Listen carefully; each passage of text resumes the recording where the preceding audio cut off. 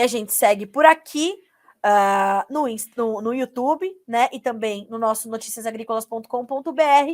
E a gente já chama, portanto, para esta conversa, já chama para entendermos que momento é esse para a nossa economia. O senhor Sérgio Vale, economista-chefe da MB Associados, conosco na edição dessa terça-feira. Sérgio, seja bem-vindo ao Bom Dia Agronegócio, é um prazer receber o senhor aqui.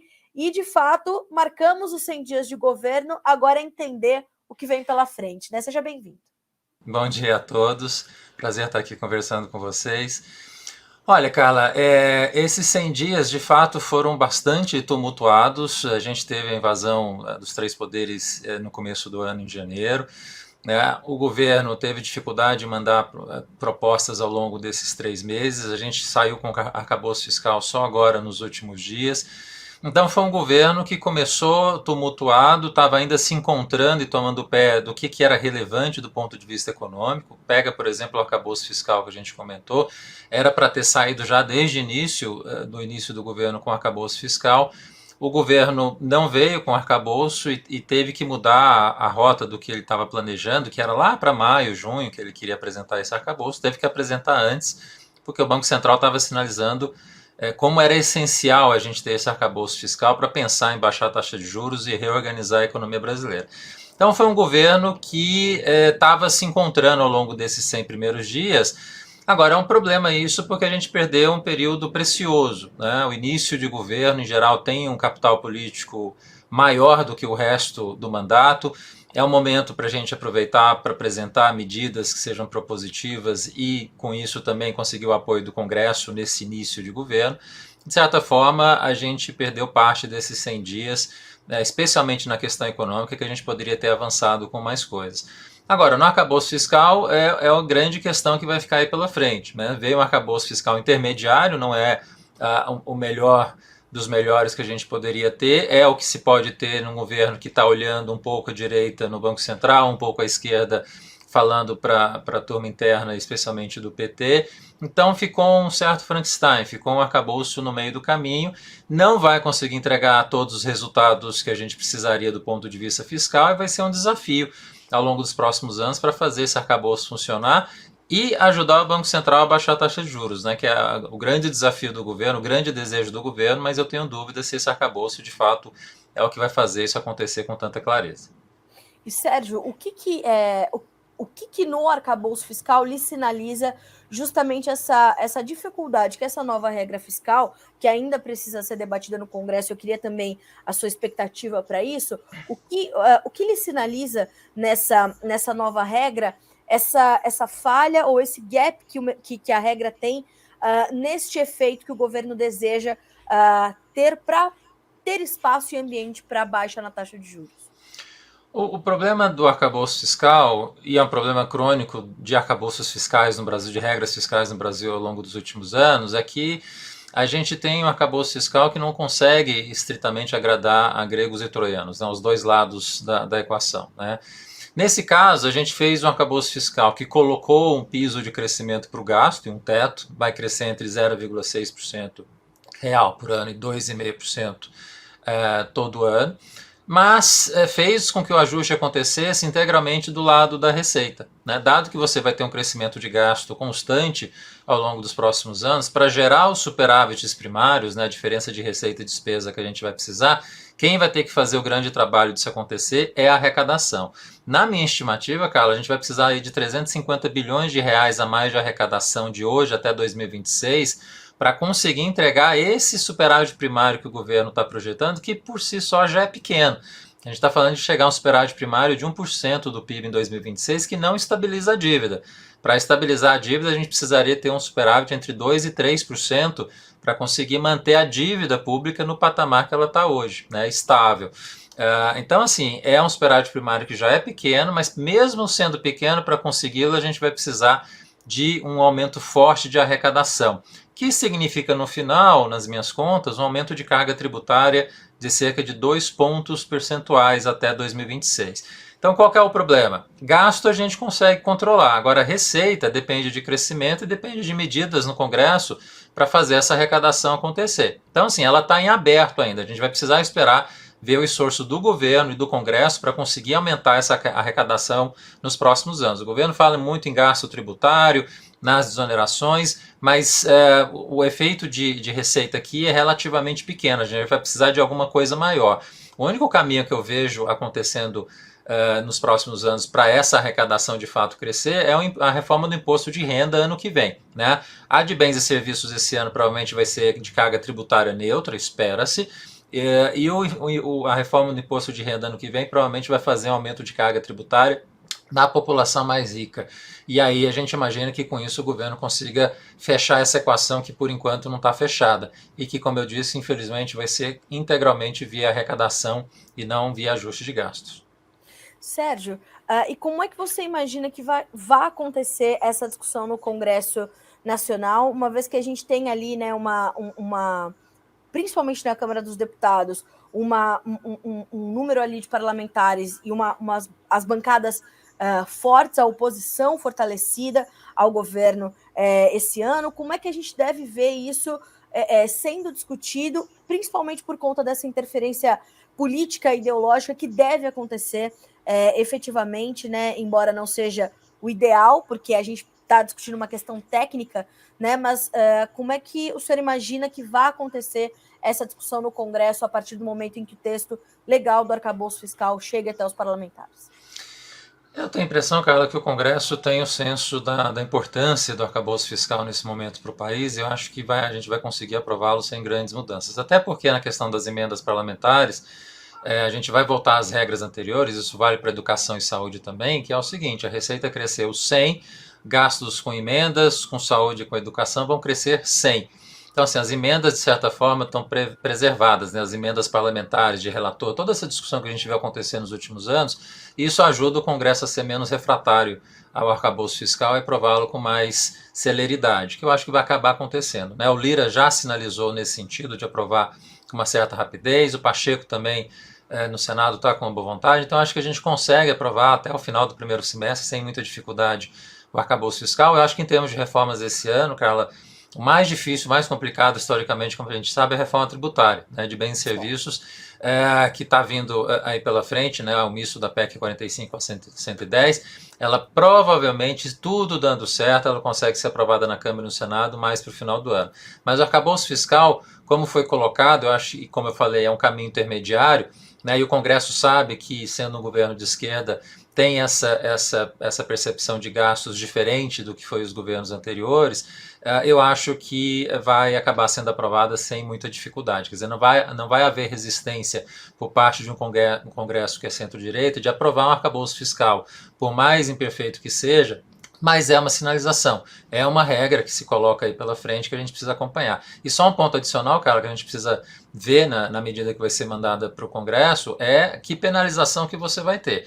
Né, essa ideia que o governo colocou, se você não conseguir cumprir o resultado, o corte no ano seguinte em relação ao crescimento do gasto vai ser de 50% da receita e não 70%, é uma penalização muito frágil. Acho que precisaria ter uma penalização maior para fazer o governo cumprir de fato o que ele está desejando para os próximos anos, além do que foi proposto. Né? Acho que precisa ter penalizações mais claras e mais graves para a gente conseguir ter esse arcabouço de forma mais concreta aí pela frente. Como você vê o agronegócio inserido nesse contexto, Sérgio? A gente está falando de uma força motriz importante para a economia nacional, uma parte importante da formação do PIB. Como é que o agronegócio está inserido nessa discussão e como ele deve ser ou sentir os desdobramentos, os impactos do arcabouço fiscal enquanto discutido e tão logo seja definido e implementado? Olha, cara, estabilidade econômica no país é a melhor coisa que o agro poderia ter. Então, um arcabouço fiscal que consiga funcionar tem esse potencial de estabilizar um pouco o cenário econômico à frente, e isso seria extremamente importante para o agro como um todo. Né? Então, o arcabouço fiscal vem muito nesse sentido de trazer um potencial de estabilidade macroeconômica à frente, tem esse potencial também de começar a pensar em queda de taxa de juros no segundo semestre. Eu ainda acho que a gente vai ter queda de juros acontecendo a partir do terceiro trimestre. Isso é custo de crédito menor para o agricultor que a gente vai ter aí pela frente. Então, assim, o arcabouço fiscal é essencial para trazer essa estabilidade macro para o produtor, essa queda de juros lá na frente, mas tem um elemento adicional que aí talvez, dependendo do momento, dependendo do setor, obviamente não é tão favorável, que é você trazer uma estabilidade macro, estabilidade política, ter um cenário com um horizonte mais favorável, pode ajudar e pode fazer com que a taxa de câmbio aprecie, né? A gente já viu a taxa de câmbio cair nos últimos dias, depois da apresentação do arcabouço fiscal, ela está tateando aí os R$ 5 por dólar. Se a gente conseguir manter essa estabilidade política e econômica que a gente está vendo agora, sem nenhuma grande intempérie, sem nenhuma grande dificuldade à frente, essa taxa de câmbio tende a ficar nesse patamar mais baixo, mais próximo de 5. E se a gente ainda aprova a reforma tributária, você traz mais estabilidade econômica ainda, a gente poderia ver essa taxa de câmbio cair até abaixo de 5. Vai acontecer isso? Ainda não está claro, não está certo, porque tem essa instabilidade política, essa polarização. O governo, em 100 primeiros dias, foi bastante tumultuado. Eu acho que ainda não tem um cenário muito claro, muito concreto para dizer que, olha, o caminho econômico está acertado, está bem feito, está tudo bem encaminhado, a taxa de câmbio vai começar a ceder por entrada de capital e tudo vai se normalizar. Ainda não está claro nesse sentido, que a gente faz as contas do arcabouço fiscal, a gente vê as dificuldades de como o governo vai ter para conseguir entregar esses números no futuro. A reforma tributária está caminhando, mas com dificuldades. Então, assim, não dá para garantir que esse câmbio vá despencar. Então, para o agricultor, ainda é um câmbio que fica entre 5,50, dependendo do bom dia, dependendo do mau dia que possa ter o governo, e aí a gente vai precisar acompanhar também para o agricultor, especialmente nessa variável que é tão relevante a taxa de câmbio, os potenciais impactos do que está acontecendo agora, né? Eu diria que nesse momento ainda é um potencial câmbio entre 5 e 5,50 que a gente vai ver aí ao longo desse ano. Dessa forma, o senhor responde parte da minha próxima pergunta, que era justamente essa, de entender como o mercado tende a se comportar diante desse caminho que as discussões tendem a fazer. Então, a gente tem ainda um caminho que pode ser ali marcado por algumas incertezas e uma volatilidade ainda um pouco mais latente, Sérgio. Isso, porque basicamente o arcabouço fiscal, a hora que a gente começa a fazer as contas, a gente vê a dificuldade que o governo vai ter para entregar esses resultados, né? Depende muito de uma movimentação do Congresso e de um crescimento da economia para a receita acontecer e esses resultados primários aparecerem nos próximos anos, né? Se nos próximos meses o governo não conseguir de forma concreta achar um caminho para aumentar a arrecadação e o mercado começar a vir com mais clareza o que é esse crescimento de arrecadação que a gente vai precisar nos próximos anos, a gente vai começar a ver as dificuldades do governo em viabilizar esse arcabouço fiscal.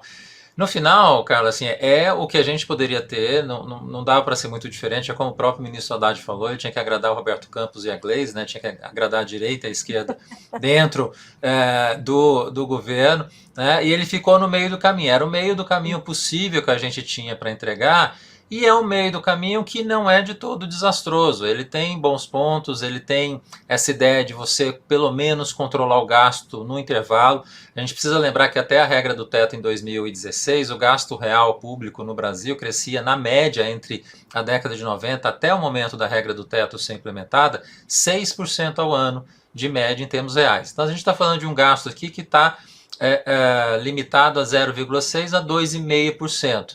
Né, a gente consegue pelo menos evitar aquela forte expansão de gastos que a gente via de forma sistemática até a regra do teto. Isso é positivo, né? A gente conseguiu colocar tudo dentro da regra do teto também. Então, assim, tem pontos positivos que a gente precisa aproveitar dessa regra, mas eu tenho a impressão que no próximo governo, muito provavelmente, a gente vai ter que aperfeiçoar ainda a regra fiscal. Essa não é a última que a gente vai ver acontecendo no Brasil, como por exemplo a gente vê no Chile, nosso vizinho aqui, que tem uma regra fiscal que foi aprovada em 2000, está aí funcionando muito bem há 23 anos, porque agrada a direita, agrada a esquerda, ela é eminentemente técnica, tem componentes de gasto, tem componente de receita, e a gente consegue ter uma regra que funciona no Chile, com governos de esquerda e direita acontecendo a cada momento. A gente não chegou ainda nesse momento de ter uma regra que a gente pode falar que vai agradar a todo mundo, mas a gente está no caminho, né? Acho que é um aperfeiçoamento em relação à regra do teto, alguns problemas que a regra do teto tinha, mas a gente, de novo, está no meio do caminho, a gente tem ainda um caminho para avançar. Se não agrada 100% a um lado ou ao outro, sinal de que esse meio do caminho pode ser algo realmente sustentável, mesmo que podendo ser aprimorado. Exatamente, o meio do caminho aqui nesse sentido é extremamente importante, porque como a gente está falando de um governo que tem um Congresso à direita e o governo à esquerda, tem que colocar esses dois lados, não tem muita alternativa. Eu acho que o Haddad foi feliz nesse sentido de conseguir colocar e apresentar uma medida que tem esse aspecto, né? Tem aspectos de controle, por mais imperfeitos que seja na estrutura de gasto, e tem esse caminho que a gente sabia que o governo ia fazer de aumentar a receita para fazer o ajuste.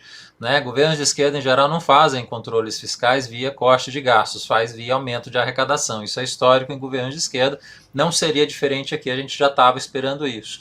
Né? Então, acho que por conta disso o governo conseguiu entregar aí um arcabouço no meio do caminho. Vamos precisar trabalhar nele no futuro em outro governo, era o que dá para ter agora, né? E acabou no final sendo talvez até um pouco mais positivo do que se imaginava a princípio, por isso que a própria taxa de câmbio também caiu, né, para próximo de 5, por conta desse cenário positivo que o arcabouço trouxe. Não é perfeito, mas a gente está lá no caminho para chegar lá. E acho que a principal notícia é termos a regra fiscal, né, Sérgio? Porque, de fato, como o senhor pontuou, nós tivemos aí 100 dias de incerteza, de um voo quase cego, e era preciso que essa divulgação acontecesse para que os mercados entendessem ao menos que caminho nós iríamos de fato tomar, mesmo que ele fosse ainda ter que ser construído, né?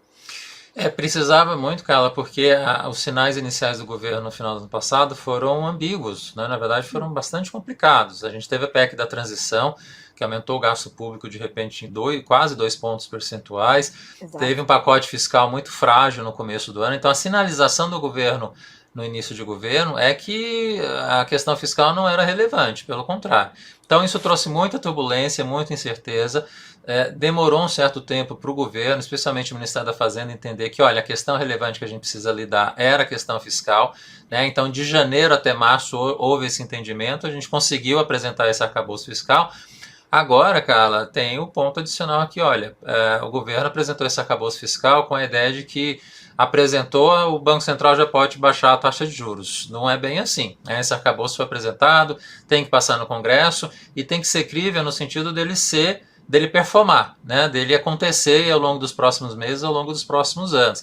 Então o Banco Central vai estar muito atento a isso também, como é que o governo vai conseguir implementar as medidas de arrecadação, de aumento de receita, para conseguir fazer esse arcabouço fiscal acontecer. Né? Aí abre espaço para o Banco Central começar a baixar a taxa de juros. Eu ainda acho que no terceiro trimestre, com tudo que está acontecendo agora, a própria desinflação que a gente está vendo na economia, né? A economia está fragilizada, a inflação está começando a ceder também por conta disso. Eu acho que vai ter um espaço importante para o Banco Central começar a baixar a taxa de juros no terceiro trimestre. Então, mas precisava ter esse arcabouço fiscal para isso, para o Banco Central começar a pensar em fazer isso.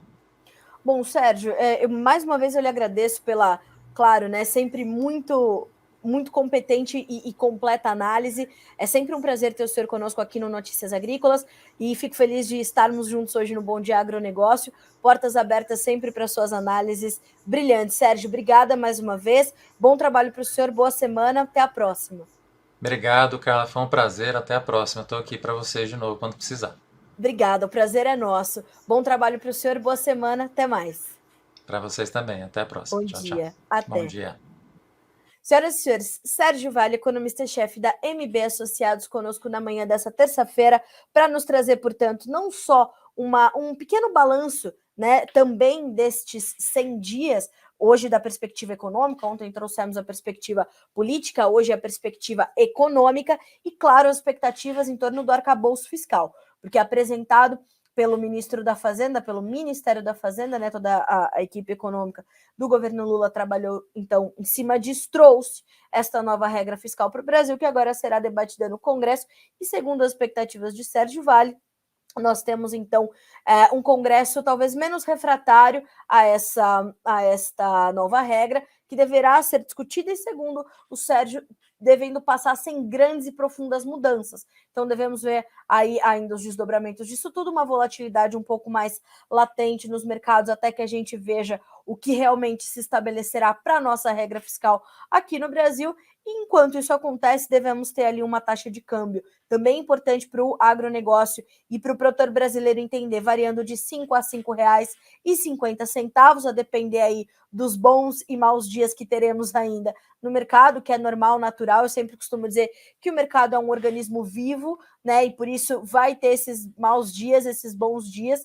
Então a gente vai ver essas oscilações acontecerem e elas deverão ser mais frequentes em função desse período de discussão da nossa regra fiscal. Mas a boa notícia é justamente essa. Ele não é, palavras do próprio Sérgio, tão desastroso, né? Porque justamente o ministro Fernando Haddad falou: preciso agradar a senhora Gleisi Hoffmann, presidente nacional do PT, e também Roberto Campos Neto, presidente do Banco Central. Então, não dá para ir nem tanto ao céu, nem tanto ao mar, né? E se você chegou agora, já essa entrevista do Sérgio Vale estará disponível para você na íntegra aqui no Notícias Agrícolas, para que você a reveja e se prepare para essas discussões, portanto, do arcabouço fiscal, essa nova regra fiscal que passa a valer para o Brasil, mas que vai ser agora discutida no Congresso Nacional.